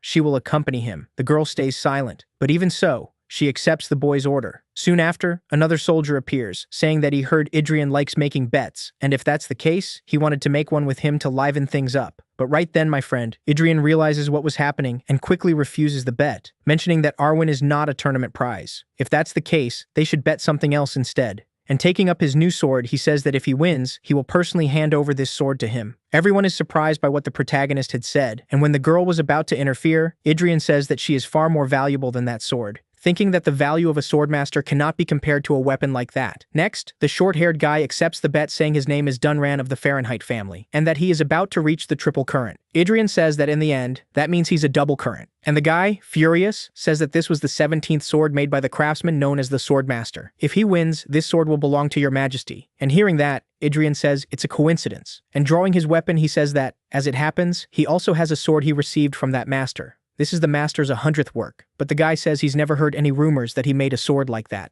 However, Adrian says that this work was only completed a few days ago, and the soldier, summoning his mana current, says that although your highness is walking the wrong path of the sword, he can see relentless effort in every one of your steps, and out of respect for that, he will do his best in this fight. After that, Adrian says he's just talking nonsense, but it makes no difference, since this was never a place he could have called his from the start, declaring that the respect directed toward him only needs to come from his own people. And summoning his mana heart, he asks Adelia to watch closely, because that path is the one she must walk from now on. And hearing that the girl starts shining again, saying she swears she will do as your highness wishes. A little later, the scene shifts to another place, and Valohard asks how many times they have already come to the Iron Lion Castle, and the guy beside him says 4 in total. The 4th prince has no interest in the throne, so he certainly wouldn't go there. The 3rd and 5th princes showed up when the 1st prince was under house arrest, and the 2nd prince also stopped by not long ago. However, no matter how bad his reputation was, it was undeniable that the 1st prince would be the kingdom's rightful heir. But for things to have reached this point, his responsibility is also enormous. If he, the commander of the 3rd Legion, had supported the 1st prince even a little, he wouldn't be so isolated. Asking why he is acting like his protector now, and the man thinks there is no lie in those words, since he did in fact turn his back on his nephew once.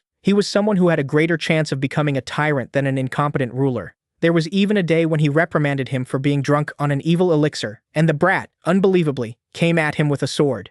Man, there's no way. This 1st prince was an idiot. Basically, a hopeless scoundrel, and when he returned to the north, disappointed, his nephew sent him poisoned wine. He even had the audacity to call it a gift. And while he burned away the cheap poison of dubious origin with mana, he also burned away what little affection he still had left for that boy. But that scoundrel he thought would never change ended up doing the opposite all of a sudden. He was enduring harsh training and has been growing day by day. Then the man asks if it wasn't Valohard himself who had personally said that the 1st prince should never become king. But my friend, his uncle had already changed his mind, thinking that the child he is now has nothing to do with who he was in the past, asking him to give the young man a chance so that he could at least start from the same line as the other princes. Man, Valohard even starts begging, and of course the guy didn't know what to say, mentioning that he doesn't know whether it was he who changed or the 1st prince. At that very moment, a soldier opens the door, and man, I can already tell this won't be good. A little later, the two were walking through the castle, and the guy beside him says there's no reason for so much concern because his soldiers know their own limits, so nothing will happen. No matter how intense the duel is, he would never let a member of the royal family be knocked unconscious. But the guy says that right now, it's not the prince he should be worried about, but his knight. And there you go, my friend. It happened just like he said. Out of nowhere, the guy is sent flying. The man was completely wrecked on the ground, and everyone was surprised that his highness had won once again. The guy beside him couldn't understand what was happening, and Valohard says he had already said it before. The protagonist doesn't stop for even a single second, and raising his sword, he tells the next one to step up. Next, a flashback appears with the protagonist still fighting the short-haired guy, thinking that his current duel poem is not enough, and of course he couldn't use the Dragon Slayer's one against an ordinary knight. At that, the young man activates his mana heart, thinking that his body no longer feels like his own, and unbelievably, that same feeling from back then was happening again. The kid was basically entering a state of deeper concentration, and at that very moment, their swords clash, and returning to the present, the guy was literally sent flying. Thus, time passes once again, and Adrian kept defeating every soldier who appeared in front of him. A little later, it was almost nightfall, and the boy had taken down a large part of the knights. He begins to recite a duel poem, and the system notifies him that he managed to add a new verse to it. It had evolved from a poem of mourning into a poem of battle. At that very moment, the boy was about to faint, but one of the knights helps him, saying that he wished to pay his respects to the victory won by your highness. All the knights salute the protagonist who, not understanding anything, thinks that just a moment ago everyone was about to tear him apart. Meanwhile, Valohard and the other guy were watching everything from afar, and the man says that they are simple people by nature, mentioning that nothing excites them anymore except the sword and victory. Right after that, Valohard says that judging by his face, he must have thought he would earn the resentment of those soldiers. However, an honest defeat is worth more than a dirty victory. Either way, winning or losing does not matter. And hearing that, Adrian thinks that he had believed everything he knew had been forgotten along with Mana's heart. But it seems that at least one single thing had not changed. Regardless of defeat or victory, the spirit of the knight still remains in Thus, some time passes, and Idrian seemed to already be returning to his kingdom, saying that he hoped they would meet again on another occasion. With everything settled, the boy was just about to get into the carriage, but then he calls for the Count, asking them to keep secret what happened during his stay, and Willowden asks whether making it public would not be advantageous for His Highness. However, he says that this case will be different after all. He wanted to play a prank on a certain someone. A short time later, the soldiers were going to rest, and Carl says that he will scout the surroundings. Meanwhile, Arwen was silently watching our boy. She did not seem very happy, and Idrian thinks that she will adapt soon enough too. Anyway, he should get some rest too, right? And when he enters the tent, Adelia was inside as well. The kid still had not fully processed it, thinking that he had clearly recruited an S-rank genius, yet she was still doing maid work. But the poor guy just wants to rest now, and soon after Adelia asks if there is anything bothering him. However, he says that everything is fine, thinking that the Iron Lion Knights were very different from what he had thought. When he used the appraisal skill, the sword talent of most of the knights did not go beyond rank B, but in the past they would barely have reached the average level, and even after a lifetime of harsh training, they were commoners who would have died in vain. However, the people of today had reached a level equivalent to that of a sword expert in only 20 or 30 years. In short, the abilities of superhumans had fallen drastically, while those of commoners had made an exponential leap. It is probably because of the mana current, and his uncle is someone who in the past might even have reached transcendence, which is why he was so displeased to see him wasting that potential. However, this era is one in which there is not even the opportunity to accomplish feats beyond an extraordinary degree.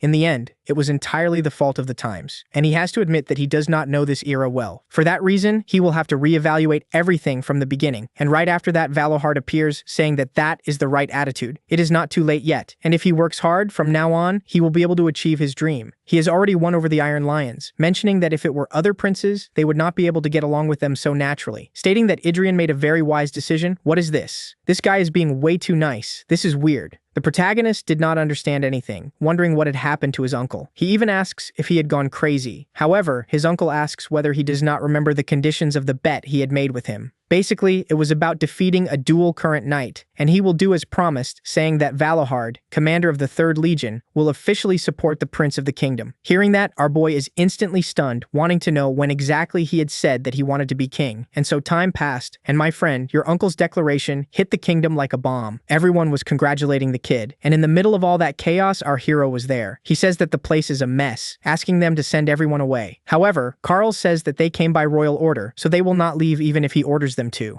If that is the case, Idrian asks them to at least get them out of his sight. And a little later, our boy was resting for a bit, but that lasted only a short time, and at that very moment, his brother appears, saying that he acted behind his back, because after doing that, he even secretly learned swordsmanship from Count Valohard. But my friend, he made a terrible mistake, and that is why he is going to make him pay dearly for making a fool of him. However, the protagonist barely knew how to respond to that. After all, he had never wanted anything to do with the throne, right? At that very moment, a flashback appears, with Idrian saying that he will play along with this for now, but he should make it clear that he is not interested in anything involving the throne. Questioning why he started this without even consulting him, and hearing that, Valohard asks if he is worried about him. After all, he is basically the shield that protects the kingdom from the monsters of the northern mountains. However, as long as the royal family and the nobles do not forget the harshness of winter, the house will be fine. In any case, it was only a matter of time, and this was going to happen sooner or later. Asking if he truly doesn't know the fate of a firstborn son who doesn't inherit the throne, and that the situation won't change just because he keeps hiding. If he needs time to accept reality, he'll be given as much as necessary, but he has to keep in mind that the legitimacy of the eldest son won't disappear unless he dies.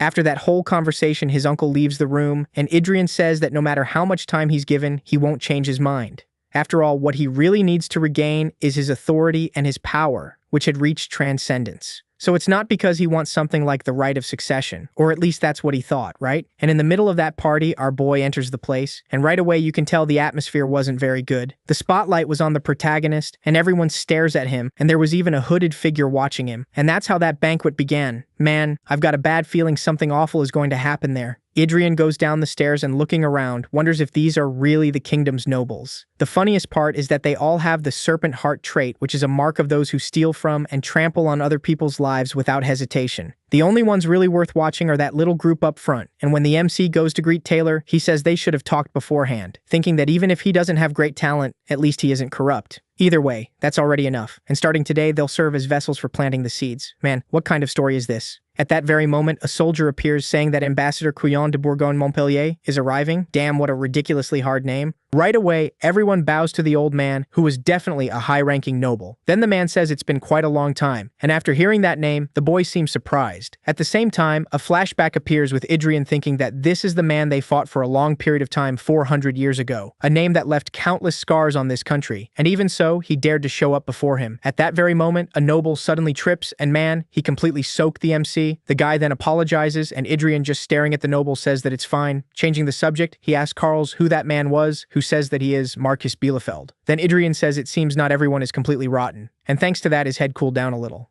A few minutes later, the MC was washing his face, and then his uncle appears looking at his face, saying that Marcus Bielefeld commented that he looked like he was about to cause trouble. Apparently he wasn't talking nonsense, and man, the MC is almost losing it. His uncle asks what he was planning to do, and he replies that he's not that stupid, but there was one thing he couldn't understand. The wicked house of Bourgogne flaunts its power right in the heart of the kingdom, and the nobles revere them more than royalty itself. There was too much tension to call it peace, and far too one-sided a relationship to call it an alliance, asking how the hell the country got to this point. His uncle says there isn't any particularly special story mentioning that in the past, as the kingdom resisted many invasions from the empire, the knights rose up to repel the enemy. However, as time passed, the empire kept growing, and the gap between them only widened. And faced with an empire that had become a superpower, the kingdom ended up with no choice but to kneel. Hearing that, Idrian immediately thinks it was probably because of that. Despite being a small country located at the edge of the continent, the kingdom had something that allowed it to stand against that powerful empire. Since the nation's founding, achievements had piled up, and even myths, and they must not forget the poem of the knights. However, all of that was lost, and right after that, the protagonist says he changed his mind, declaring that now he wants to become a king. Valahard is surprised, and Idrian thinks he may regret it, but it's something he needs to do. After all, he had built nearly half of this country with his own hands. A short while later, our hero returns to the banquet and looking around the nobles, seem to be worried about something. Idrian thinks this etiquette is so sloppy it wouldn't even come close to the treatment given to a foreign noble, thinking that in the past, when his friend stood before his people, no one imagined he would become king. After all, he was nothing more than a country boy from a remote village, and even so, the guy stepped forward before the people. All of it exactly the way he is doing now. The boy then begins to recite the poem of the knights before everyone, thinking that compared to the Dragon Slayer's poem, this one is bearable. But even so, there is no better chant than this for the situation right now. Damn. Out of nowhere, a crown and cape appeared on the kid. At that very moment, everyone starts staring at our boy, and without wasting time, they finally bow. Now that's much better.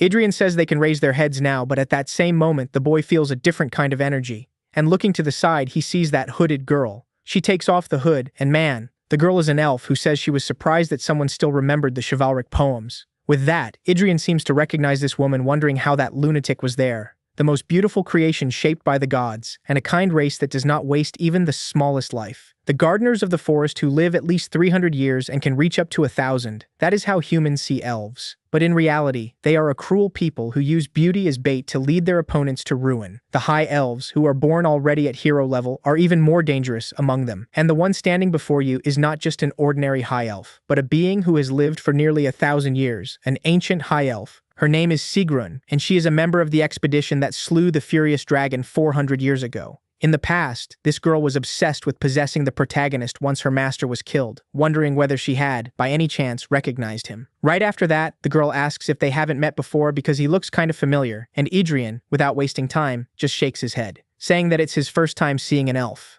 The girl keeps staring at our hero, who thinks that Sigrun was already one of the most powerful creatures of her time during the Sword Era 400 years ago. He doesn't even want to imagine what kind of monster she has become now, and right after that she says that they say humans react to elves in two ways when seeing them for the first time. Most mortals let themselves be seduced, but there are those who have reached a level of mastery that makes them stay on guard. But, from what she can see, Your Highness still doesn't seem to have reached that level. Then Idrian says he just has different aesthetic tastes. So of course, the girl, hearing that, was going to get nervous, right?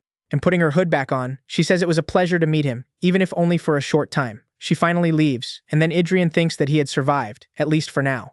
A short while later, a whole bunch of girls were showing up, for the protagonist to choose from, and man, there's even a child there. No one could take that mess anymore. And his mother says that a future princess must be wise, virtuous, and a whole lot of other things. I couldn't take that old woman talking anymore either. And right after that, a soldier says that the delegation of elves has requested an audience. At that very moment, that hooded girl from before appears, saying that Sigrun of the Mistletoe tribe greets our beautiful Queen Margarita. I only just found out this woman's name now. She says it has been a very long time since the elves visited the kingdom, and it is truly surprising. At that, Sigrun says that it seems your majesty is looking for a bride for the prince, asking if that is true. And removing her hood, she announces that she is a high elf. And in human terms, one could say that she belongs to an ancient noble lineage. And incredibly enough, her age is not so different from yours, your highness. Wow, I can already see what's going to happen, man. She heard that elves, who preserve their beauty for so long, are ideal partners for humans. See, man, what did I tell you?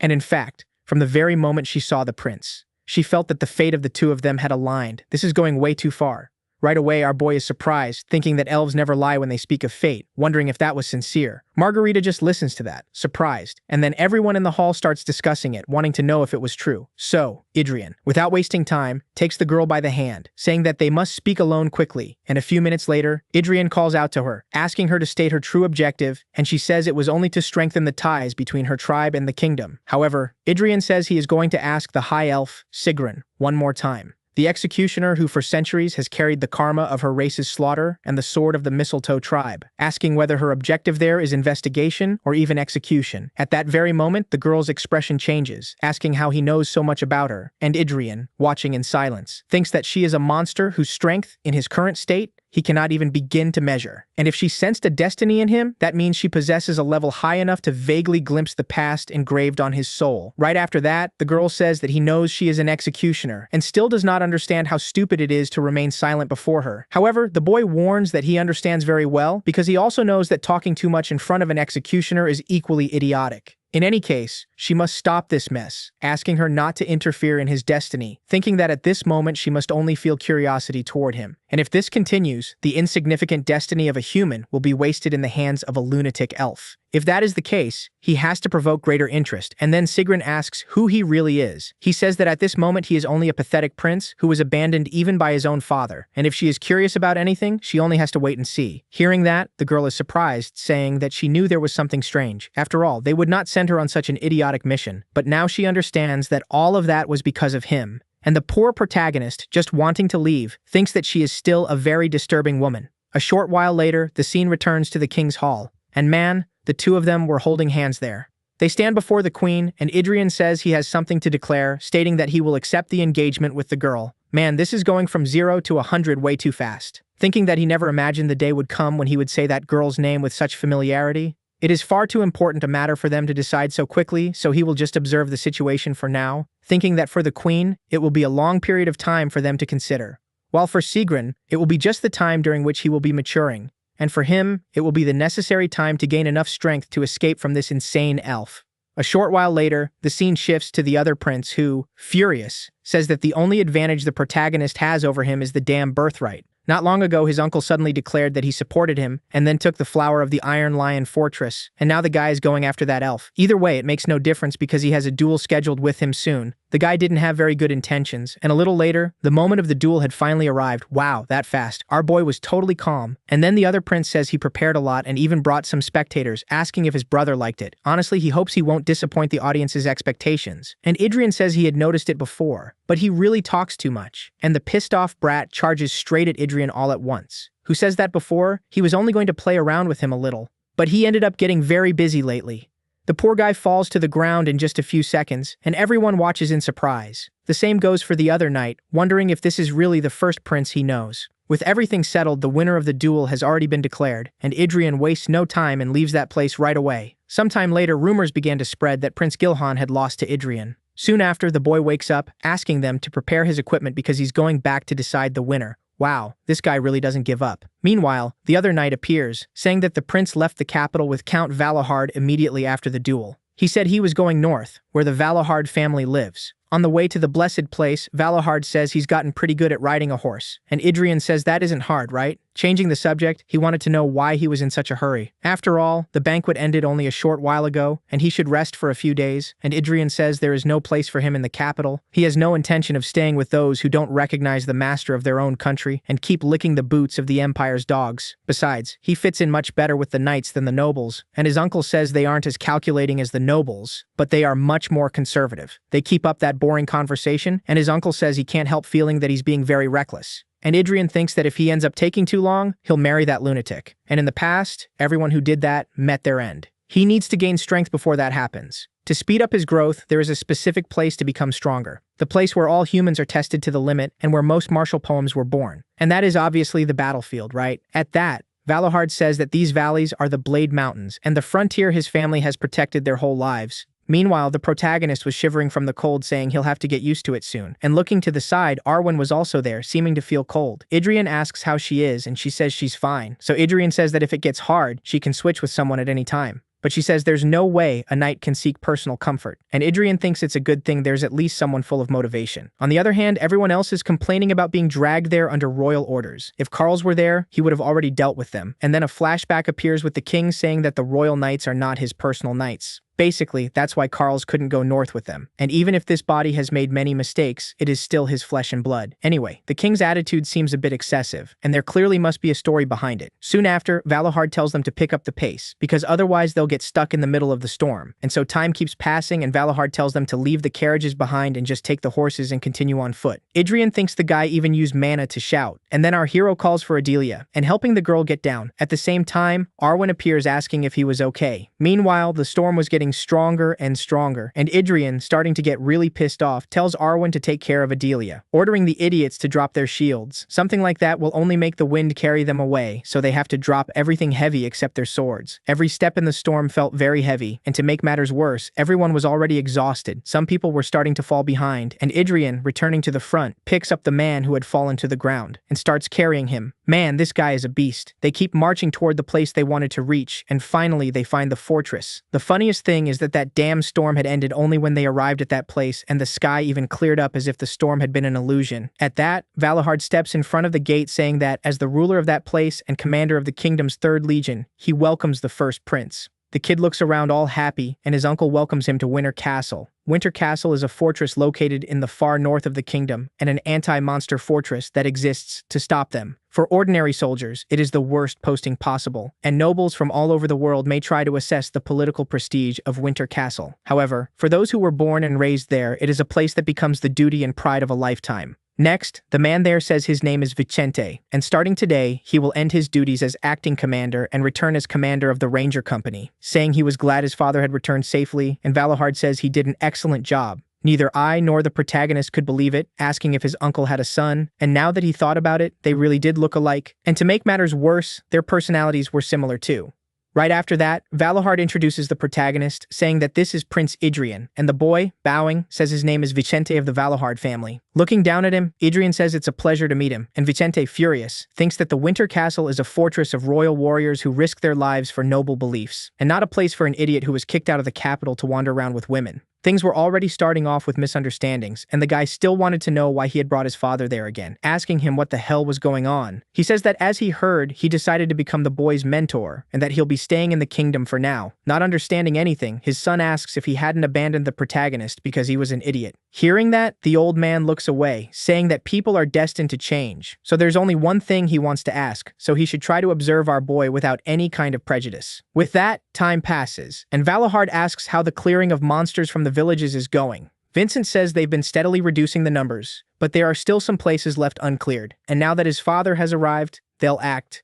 Our boy keeps watching the conversation, and the guy over there says that the current problem is the orcs. A small group of fewer than 20 has settled at the entrance to the mountain range, and at that size, it would be difficult for the rangers to fight using only arrows. That's why they're selecting knights at the castle. And Idrian cuts into the conversation, saying that he'll take care of this mess. The guy beside him says that the orcs in the mountain range are different from ordinary orcs, and if things go wrong, there could even be problems with the ranger's operation. Hearing that, Idrian then calls his uncle, who asks his son what the size and strength of the confirmed orcs are. So far, at most 20 have been sighted, and although the presence of an orc warrior or shaman hasn't been confirmed, the possibility that they exist can't be ruled out. Right after that, Valahard asks whether Idrian was confident, and immediately, Vincent says that entrance is one of the main routes used by the Rangers, and if it happens to become a battlefield, future work will be much more difficult. If there's any problem with the prince's safety, Valahard's position will also become difficult. And hearing all that, Idrian thinks his uncle raised a very intelligent son. They continue with the process of organizing the strategy, and Vincent didn't seem very happy about it. A short while later, our hero was giving that news to his knights, mentioning that he had received the mission to subjugate the orcs,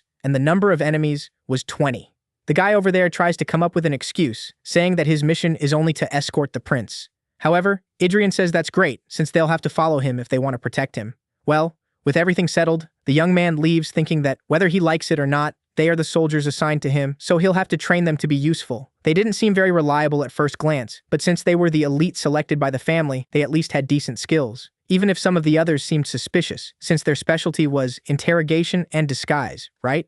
A little later, the one who would guide the protagonist would be Vicente himself, who says the prince may not know it, but if this operation fails, he'll face a bigger obstacle than he imagines. The two stay there in that healthy rivalry, and at that very moment a system appears for Idrian informing him that it is impossible to view the status window. And right away, Idrian thinks the guy is at least a triple-chain knight. Only one of the knights behind them is a real ranger, and the rest are knights pretending to be ordinary rangers. They probably intend to handle things on their own if necessary, but he's going to ignore that since they don't know him. And without wasting time, the mission was about to begin. As time passes, Vicente says they must walk while conserving as much energy as possible, and if their energy runs out, their hands and feet will freeze and they won't fight well either. The guy keeps talking, and Idrian thinks the kid is even more talkative than his own father. At that very moment, they hear a noise, and one of the soldiers, without wasting time, grabs a spyglass, noticing that there were more orcs ahead. Those monsters there didn't seem very friendly, and the soldier asks how they were going to proceed. And of course, my friend, they were going to charge in all at once, right? And at that very moment, one of the orcs notices their presence. The whole group stares at the protagonist, who thinks it's been a very long time. At once, a bunch of arrows are aimed at the monsters, which are struck by them. At the same time, our boy draws his sword, and leaping over one of the attacks, he drives his blade into that monster. He thinks that this was what he had always longed for. After all, the battlefield is his life. At that very moment, Arwen appears, saying it's dangerous, but he tells her not to interfere. The boy keeps his sword raised, thinking that more than 400 years ago, the orcs were not monsters, but one of the proud masters of the continent.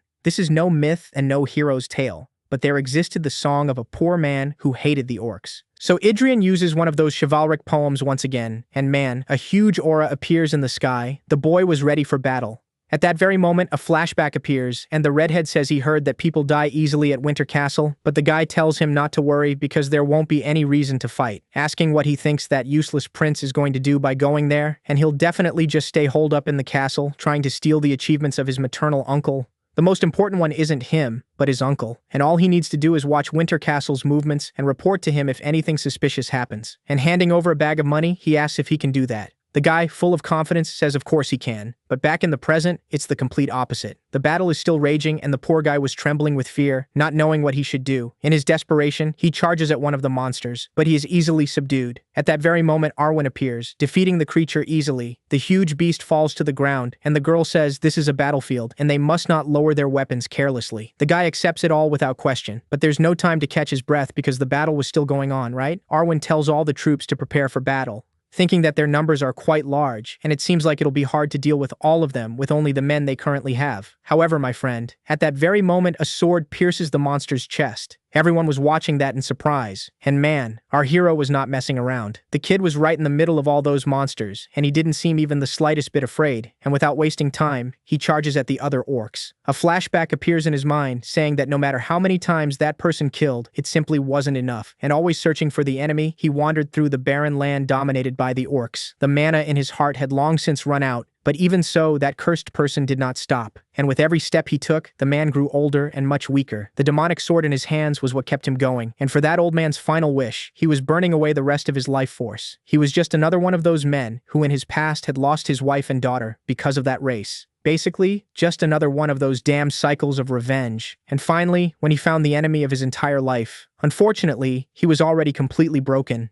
Even so, he advanced toward the creature, but obviously, it was not enough ending that cursed cycle right there. The man, already overtaken by old age, had fallen to the ground. But even so, he had not given up until the end. That was just one more story that was never told to anyone, and that not a single person ever knew. How he was a sword back then, he will be the only one to remember all of that. And back in the present, all the orcs had already been defeated, at least on the side where the protagonist was, right, my friend? Because on the other battlefield, everyone was still struggling. While Idrian holds his sword, he thinks that he finally remembers. To be more specific, it's the so-called Poem of Vengeance, which is an unfinished song. Anyway, he needs to finish the damned verse, and without wasting time, he keeps advancing toward those orcs without stopping. Our hero was completely focused on the battlefield, and the system notifies him that a new verse has been added to the Poem of Vengeance, and reciting the damned poem, he says that he stands before those monsters to honor that man's soul. The system informs him that the poem of vengeance has become a requiem poem, and looking to the side, the battle had finally ended, and Vincent, breaking a banner, says that the orcs were completely annihilated. Victory was theirs, and Adrian asks if that guy over there wasn't called Vincent. That man from before threw his life away in the past hoping for the annihilation of the orcs. And to think that this man would have the same name as that guy, it's even a coincidence because that old man says that in his next life, he'll definitely wipe out that race. A short while later, Vincent, holding the red banner, asks the protagonist to take it because it is his battalion's tradition that the soldier who fought best gets to take the enemy's banner. Basically, a trophy of victory that could not be replaced by anything, and its owner would specifically be the protagonist. Right after that, Arwen calls for Your Highness, saying that she admires his incredible bravery in battle. Suddenly, all the soldiers bow before him, and the kid just watches, all happy. Raising the banner, he says that they had triumphed over those orcs. And so, all the soldiers finally acknowledge our hero, welcoming him to Winter Castle. Honestly, the kid was really happy that he had gotten that banner, saying that he is its rightful owner. And right after that, Vincent, all smug, says he has 16 of them. Wow, now it's turned into a competition, my friend. Hearing that, Adrian watches in silence. And then, my friend, he completely ignores the guy and says again that that banner is rightfully his. A few minutes later, everyone was setting the orcs' camp on fire. And Vincent says that considering they fought the elite orc combat unit, there weren't that many casualties. Arwen says that even so, it's still a pity. And Vincent says that victory is tribute enough for the fallen. Consoling the spirits of the dead with the blood of their enemies is how the Valohard family does things. And hearing that, our boy immediately seems to recognize that young man, wondering if he could be the reincarnation of that person. Right after that, he asks if the Third Legion had always been following them like this. And the guy, coming up with an excuse, says they just happened to run into a troop of rangers nearby, so they joined forces. And Adrian says that's an incredible coincidence. But of course, the kid isn't going to believe that, thinking that apparently Vincent didn't trust him much and set this up in secret, right?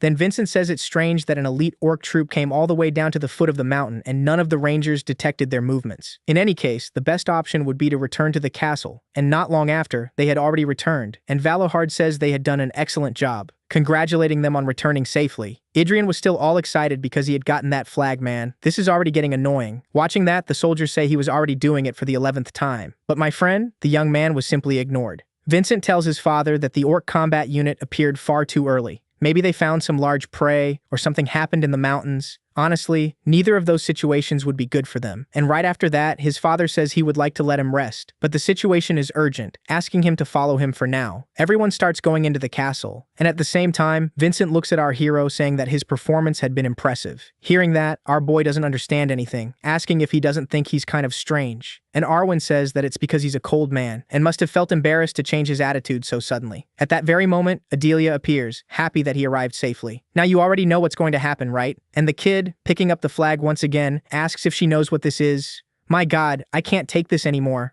Then time passes, and Vincent says that in a few days, a scout unit will be organized to check the situation in the mountains. They can't know what will happen in that place, and they plan to select only elite people who can professionally explore the mountains. For that reason, Your Highness does not need to get involved in this mission. The protagonist asks why he came to his room to tell him what had already been said at the meeting, and the boy says the commander personally ordered it. And right then, Adrian realizes that his uncle was probably trying to get them to become close, though to be fair, that isn't so difficult, right? And after sending the guy away, the kid was deep in thought, looking once again at that flag. Please don't start this again. He thinks that in that battle he was deeply immersed, and it was his first time reciting an epic poem in full. He'll probably experience similar things in the future. The poems he has aren't exactly his, but in any case, he had to make them his own. At that very moment, our boy hears a noise, and looking to the side, there was a little bird at the window. But my friend, that little thing didn't seem very friendly, huh? Adrian thinks it's obvious who had sent it, and at that same moment, that thing starts talking, asking if he liked the gift she had sent. Adrian looks at it, horrified, asking if that battalion of orcs that appeared at the foot of the mountain was because of her. And she says she only wanted to give Your Highness an adversary worthy of you. I hoped you would receive this gift warmly. And Adrian thinks that even after dozens of patrolmen died because of that, she talks as if nothing had happened. Elves love watching everything from afar, and they must have enjoyed seeing them fight against the battalion of orcs they themselves lured there. So this is what they call goodwill. And right after that, he tells her to stop stalling and say what she wants already. The girl says he's very cold, but there's nothing to be done, since unrequited love always hurts, so she'll wait until the day he opens his heart. And speaking into the kid's ear, she mentions that deep in the mountain range, there is something he needs to see. There is an ancient being sleeping in those mountains, and if he takes advantage of this situation, he could create a very good poem. At that very moment, the little bird begins to deform, and the girl says that her connection was already running out.